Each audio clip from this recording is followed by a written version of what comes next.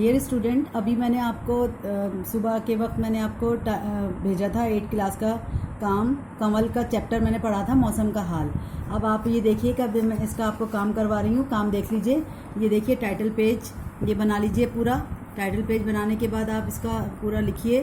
اس کے بعد آپ تعارف مصنف جس طرح ہر دفعہ لکھتے ہیں وہ لکھیے کہ ابن انشا کا اصلی نام شیر محمد ابن انشا تھا۔ ابن انشا اردو ادب کے بہت بڑے مزاح نگار ہیں۔ اردو کی آخری کتاب مزاح نگاری کے حوالے سے ان کا عظیم شاہکار ہے۔ ان کی شاعری کے 3 مجموعے چاند نگر، دل وحشی اور اس بستی کے کوچے میں بہت مشہور ہیں۔ منظر عام پر آ کر مقبولیت حاصل کر چکے ہیں۔ ابن انشا اپنے وقت کے ایک اچھے کالم نگار بھی رہ چکے ہیں۔ ان کے لکھے ہوئے سفر نامے بھی اردو ادب میں ممتاز حیثیت رکھتے ہیں۔ چلتے ہو تو چمن کو چلو اور آوارہ گرد کی ڈائری ان کی مشہور سفر نامے ہیں۔ یہ ان کا تعارف مصنف ہے۔ اب آپ دیکھیے ذخیرہ الفاظ۔ ذخیرہ الفاظ میں درج ذیل محاوروں اور الفاظ کے معنی لغت سے تلاش کر کے لکھیے۔ الفاظ و محاورے۔ نہار منہ۔ نہار منہ کا مطلب صبح سویرے کچھ کھائے پیے بغیر۔ چھاتا۔ چھاتا کا مطلب چھتر، یعنی کہ وہ جو چھتری ہوتی ہے نا جو ہم بارش سے بچنے کے لیے لگاتے ہیں اس کو کہتے ہیں۔ برساتی۔ سائبان، بارش سے بچنے کا کوٹ۔ ابرآلود، بادل چھائے ہوئے ہونا۔ دغا دینا، دھوکہ دینا۔ تان اڑانا، راگ الاپنا، اونچے سر میں گانا۔ دم تحریر، لکھتے وقت۔ پیش گوئی، کسی بات سے پہلے خبر دینا۔ گچھی گولیاں، نا تجربے کار ہونا۔ گچھی گولیاں کھیلنا، نا تجربے کار ہونا۔ سیر چشم، آسودہ، صبر، قناعت کرنے والا۔ نمبر 11 گلا بیٹھنا، آواز کا بھاری پن یا خراب ہونا۔ نمبر 12 سہل انگاری، آرام طلبی۔ نمبر 13 ملہار، ایک راگ کا نام۔ نمبر 14 بشارت، خوشخبری، ابہام۔ نمبر 15 پروائی، یورپ سے آنے والی ہوا۔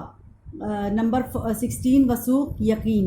نمبر 7 پارسل، گزشتہ سال۔ گزشتہ مطلب سال گزشتہ، یہ گزشتہ سال۔ بھمری، تیتری کی شکل کا ایک برساتی کیڑا۔ نمبر 20 قرون اولا، پہلا زمانہ، زمانہ قدیم۔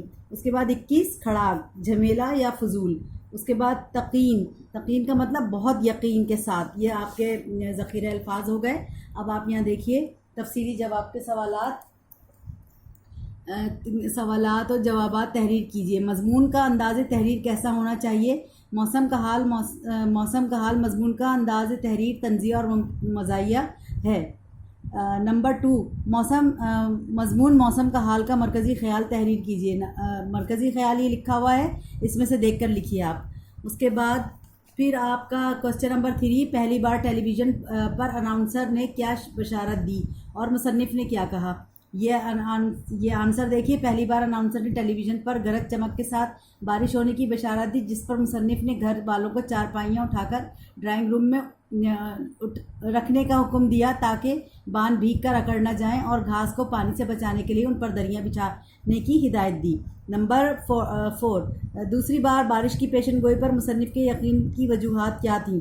دوسری بار پیشن گوئی پر مصنف کے یقین کی وجہ یہ تھی کہ آدمی ایک دن غلط بیانی کر سکتا ہے، 2 دن کر سکتا ہے، لیکن آج تیسرا دن ہے، کان دھر کر سن ہی لینا چاہیے۔ اس کے بعد درج ذیل مفہوم واضح کر کے لکھیے۔ خط کشیدہ الفاظ کے معنی بھی تحریر کیجیے۔ جملہ نمبر 1 ایک دن کی غلطی ہم سب کی معاف کر دیتے ہیں کیونکہ سیر چشم آدمی ہے۔ اب یہاں پہ اس طرح سے بنائیے آپ خط کشیدہ الفاظ کا کالم اور معنی کے کالم۔ سیر چشم کا مطلب ہے صبر کرنے والا۔ تو یہ آپ اس کا مفہوم دیکھیے کہ یہ اس میں بتا رہے ہیں۔ پیش نظر جملہ اس وقت کا ہے جب ٹی وی پر بار بار بارش کی پیشن گوئی کا اعلان کیا جا رہا تھا۔ مصنف جو ایک کالم نگار ہیں، مگر اس پیش گوئی کی وجہ سے وہ ایک ہاتھ میں چھاتا اور دوسرے ہاتھ میں برساتی تھامے بارش کے انتظار میں 3 دن تک بیٹھے رہے، جس کی وجہ سے کچھ نہ لکھ سکے، مگر جب بارش نہ ہوئی تو پہلی پیش گوئی کا ذکر کرتے ہوئے لکھتے ہیں کہ چونکہ میں صبر کرنے والا انسان ہوں، اس لیے ایک دن کی غلطی معاف کی جا سکتی ہے۔ جملہ نمبر 2 بس میں نے گھر والوں کو للکارا کہ آج جو ہو سو ہو، اب یہ تمہاری سہل انگاری نہیں چلے گی۔ اسی طرح خط کشیدہ لکھیے۔ سہل انگاری کا مطلب سستی یا کاہلی۔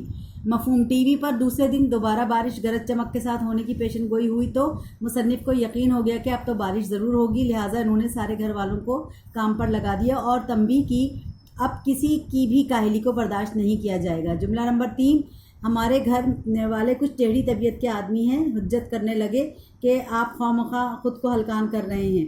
اب یہ دیکھیے، حجت کا مطلب بحث کرنا یا تکرار کرنا، ہلکان کا مطلب تھکا لینا۔ مفہوم مندرجہ بالا جملے میں مصنف لکھتے ہیں کہ اگلی شام پھر ان صاحبہ نے بتایا کہ کل گرج چمک کے ساتھ بارش ہوگی، شاید اولے پڑنے کا بھی کہا تھا۔ کچھ یاد نہیں کہ ہم احتیاط پسند آدمی ہیں، سر بھی منڈوا کر ویسے نہیں پڑے تو اولے یوں تو ضرور پڑیں گے۔ اپنے کمرے کی کھڑکیاں جو سڑک کے رخ پر کھلتی ہیں ہم نے پہلے ہی روز بند کرا دی تھیں تاکہ پانی اندر نہ آئے۔ ہمارے گھر والے ٹیڑھی طبیعت کے آدمی ہیں، حجت کرنے لگے آپ خواہ خود کو ہلکان کر رہے ہیں۔ اس کے بعد جملہ نمبر 4، آپ اپنی سادہ لوہی میں یہ سمجھتے ہیں کہ بھائی چھیلا پٹیلا والا مائکرو فون کے سامنے بیٹھا گا گا کر بےحال ہو رہا ہے۔ سادہ لوہی کا مطلب بھولا پن۔ اچھا، چھیلا پٹیلا جو ہے انہوں نے یہ اس میں بتایا ہے کہ کوئی ایسے ہی کوئی گانے والا بیٹھا ہے۔ اس کو لکھیے یہاں سے دیکھ کے، یہ جملہ نمبر 5 اس میں سے دیکھ کے لکھیے۔ قرون اعلیٰ کا مطلب پہلا زمانہ یا قدیم زمانہ، اس کا مفہوم بھی یہاں سے لکھ لیجئے۔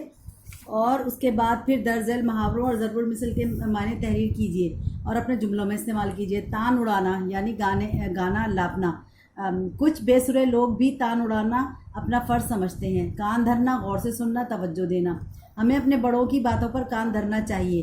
سر منڈاتے اولے پڑنا، ہاتھ لگاتے ہی اس کا مطلب ہے ہاتھ لگاتے ہی کوئی نقصان اٹھا لینا۔ علی کے کاروبار میں سر منڈاتے ہی اولے پڑ گئے۔